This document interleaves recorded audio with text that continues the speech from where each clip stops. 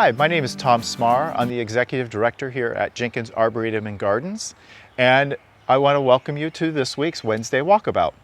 This week we thought we would go around and look at some of the azaleas and rhododendrons that are up here by the Jenkins House. Some people aren't always aware, but the name Jenkins actually comes from the family who gave the first land gift to make the Arboretum possible here in Devon, Pennsylvania.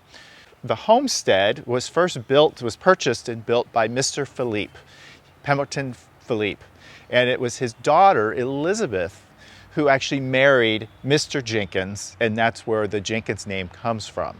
Does not have any affiliation or family relationship to any of the Jenkins in the area. As far as we know, Mr. Jenkins actually was from England. Mrs. Jenkins, Elizabeth Jenkins, met him over in England during a trip there. They married, and he came back to the Philadelphia area to live with her. The house that's here now was built in 1928, and the entire family moved into it. Mrs. Jenkins and Mr. Jenkins lived here for many, many years, and actually both passed in the 1960s, with Mr. Jenkins passing last in 1968, and in his will left the property as a place to be remembered of his wife, who loved to explore nature and walk around the grounds. So really, Jenkins Arboretum and Gardens was founded on the memory of Elizabeth and her love for nature and the birds and plants. Up by the Jenkins House, we have a lot of plants that are part of our collections, especially our rhododendron and azalea collection, that the public never get to see. I'm standing in front of a really nice azalea called Big Georgia, and it's got these nice big white flowers that are ever so slightly fragrant. So this is one of our later blooming azaleas. So right now we're in the last week of May, and we're starting to transition from those big spring blooming azaleas to more of a rhododendron blooms, which are sort of marked by late spring into early summer. So this is one of those later blooming azaleas, but so nice because it's got this big beautiful flower to it.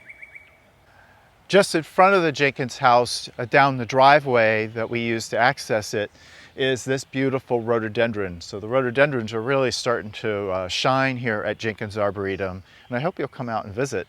But this one's Leon's bicolor, and you can really see that color here in this big, beautiful round flower head, where you get the sort of whites, even a little bit of touch of yellow in there, and that beautiful, bright, almost intense dark pink.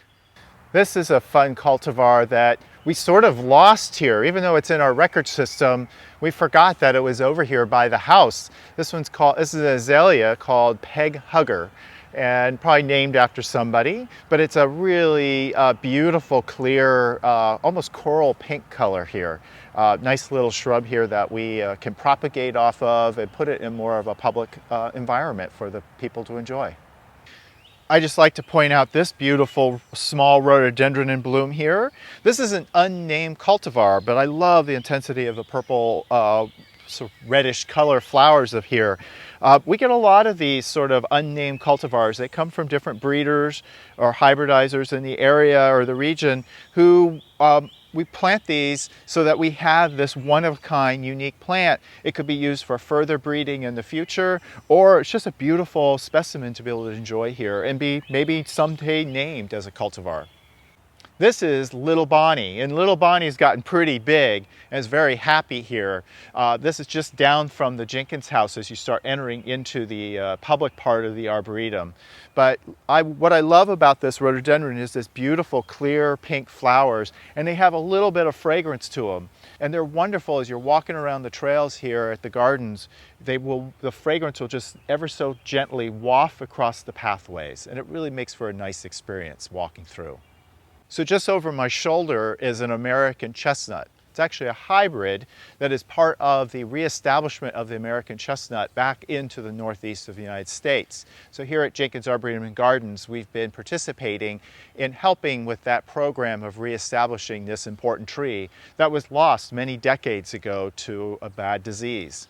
So now we're trying to work on hybridization, working with the Chinese chestnut to bring back the American chestnut into our gardens and into the forests.